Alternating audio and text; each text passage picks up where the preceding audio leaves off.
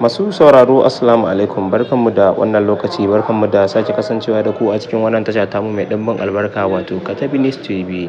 Tasha ce da take kawo muku zafafan labarai waɗanda suka shafi al'amuran da ke faruwa a cikin gida da kuma birni da ƙauyuka da ma na ƙasashen waje.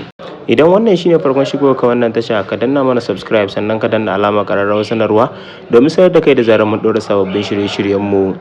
Wani mummunan abu ya faru a jihar Kano, unguwar Ɗorayi, inda wasu matasa 'yan daba mutum uku suka hallaka wata mata da kuma 'ya'yanta har mutum 6. Wannan lamari ya faru ne a safiyar ranar Asabar a jihar Kano, inda aka ce matasan da ake zargi dama 'yan daba ne waɗanda suka kashe wata matar aure da 'ya'yanta har guda 6 a gidansu da sanyin safiya.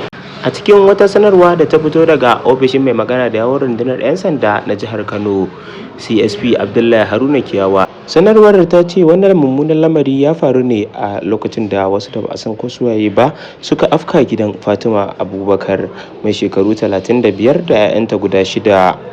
Hakan ya faru ne a gidansu da ke unguwar Ɗorayi Tiranci Kwatas da muggan makamai, inda suka ji musu munanan raunuka har ta kai ga sun rasa rayukansu. Sanarwar ta kara da cewa an kwashe waɗanda lamarin ya shafa wato Fatima Abubakar da kuma 'ya'yanta mutum 6 aka garzaya da su zuwa ga asibiti, inda aka tabbatar da mutuwarsu a cikin asibitin Murtala da ke jihar Kano. Sanarwar da ta fito daga ofishin mai magana da yawon rundunar 'yan sanda ta jihar Kano ta kara da mika takon ta'aziyyarta zuwa ga iyalan waɗanda lamarin ya shafa. Rundunar 'yan sandan jihar Kano ta bayar da tabbacin gudanar da cikakken bincike kan lamarin da niyyar zakulo dukkanin waɗanda suke da hannu a ciki da kuma hukunta su daidai da abin da suka aikata. Babu shakka wannan mummunan lamari da ya faru a jihar Kano ya yi matuƙar ɗagawa al'ummar jihar hankali da ma gwamnan jihar Kano baki ɗaya, inda ya kafa kwamitin bincike da kuma kwamiti da za su hukunta waɗanda suka aikata wannan laifi. Mutane na ta tofa albarkacin bakin su akan wannan lamari, inda kowa da kowa yake ikirarin cewar duk wanda aka kama da wannan laifi a hukunta shi daidai da abin da ya aikata. Daga baya hukumar 'yan sandan jihar Kano ta fitar da sanarwar cewar ta kama mutane 3 waɗanda ake zargin su da yin kisan.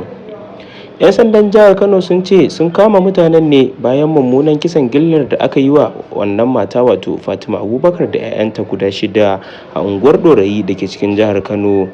A cikin wata sanarwa da mai magana da yawon rundunar 'yan sandan wato Abdullahi Haruna Kiyawa ya fitar, inda sanarwar ta fitar da cewar 'yan sandan sun kama su ne tare da kayayyakin sawa masu jini da kuma wayoyin waɗanda suka kashe da kuma wata babbar adda wadda suka kashe mutanen da ita.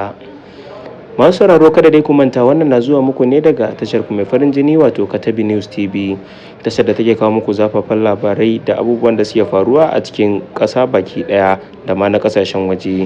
Kada ku manta, idan wannan shine farkon shigowar ku, ku danna mana subscribe sannan ku danna alamar ƙararrawar sanarwa domin sanar da ku da zarar mun ɗora sababbin shirye-shiryenmu. Mun gode da ziyartar wannan tasha tamu mai ɗimbin albarka. Ku ci gaba da bibiyan mu domin jin wasu zafafan labaran.